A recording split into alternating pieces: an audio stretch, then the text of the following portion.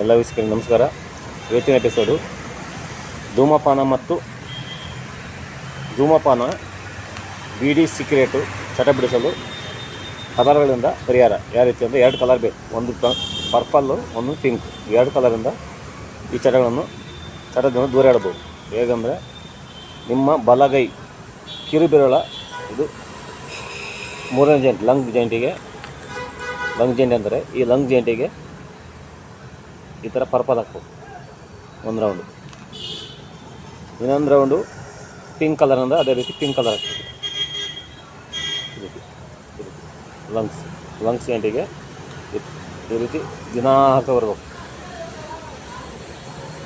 ಈ ಥರ ದಿನ ಹಾಕ್ತಾ ಬಂದರೆ ಈ ಲಂಗ್ಸ್ ಜಾಯಿಂಟಿಗೆ ಒಂದು ರೌಂಡು ಪರ್ಪಲ್, ಒಂದು ರೌಂಡು ಪಿಂಕ್, ಒಂದು ರೌಂಡ್ ಹಾಕಿದರೆ ಡೈಲಿ ಹಾಕ್ತಾ ಬರ್ಬೇಕು. ಈ ರೀತಿ ದಿನಾಲ ಹಾಕ್ತಾ ಬರ್ಬೇಕು.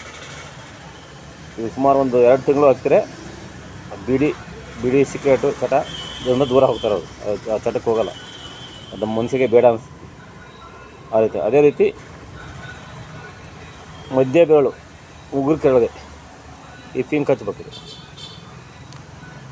ಈ ಪಿಂಕ್ ಹಚ್ಚೋದ್ರಿಂದ ಅದು ಡೈರೆಕ್ಷನ್ ದೂರ ಮಾಡೋದು, ಹೋಗೋದು ಕುಡಿಯೋಕ್ಕೆ ಹೋಗೋದಕ್ಕೆ ಚಟ ಬಿಡಿ ಸೇಯೋದಕ್ಕೆ ಅದು ದೂರ ಮಾಡ್ತೈತಿ. ಪಿಂಕ್ ಹಚ್ಚೋದ್ರಿಂದ ಡೈರೆಕ್ಷನ್ ಚೇಂಜ್ ಮಾಡ್ತೈತಿ.